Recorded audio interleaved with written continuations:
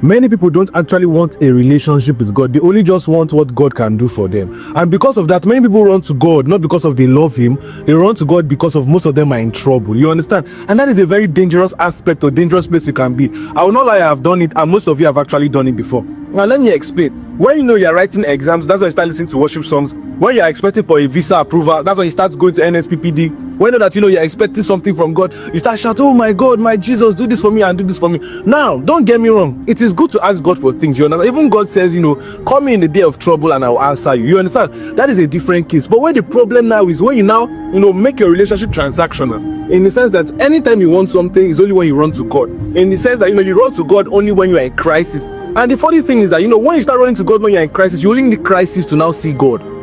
You understand? Let me repeat what I said again. See, when you run to God only when you're in crisis, that means you only need crisis when you need to see God. And because of that, crisis will start coming to you more often. You understand? And when you keep your relationship with God very transactional, there's a kind of pattern you start building. And there's a point in time that, God might even stop responding to that pattern again. I will stop responding to that pattern. That's when you start seeing problems. You understand? Now, don't get me wrong. God is a lovable God, but at the same time, he's still a God of judgment. In the sense that when you take his mercy for granted, there's a point in time where he just leaves you. You understand what I'm trying to say? Now, ask God for things, but have a relationship with him. Most of us do not want a relationship. We only want what God can do for us. You understand? And now, let me even give you biblical examples. If you notice the story of the 10 lepers, after Jesus healed the 10 lepers, 9 left, but only 1 came back. And Jesus asked, what about the remaining 9? And that question still lingers till today. A lot of us still make that same question. When you need help, that's why you run to church. That's why you run to your pastor. That's why you start giving your tithe.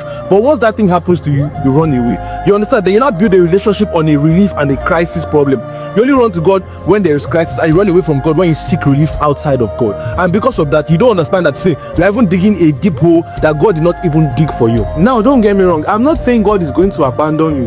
But when you start living a transactional relationship with God, then you start creating cycles for yourself. And once you're in that cycle, you can never come out of it because you believe that is a comfortable place to be. You understand? Now, even the Bible, it says, seek ye first the kingdom of God, and every other thing shall be added unto you. You see those things that you run to God for, those crises you run to God for, once you are in God, most of those crises cannot even come again, because at that point in time, once you seek God's space, every other thing comes.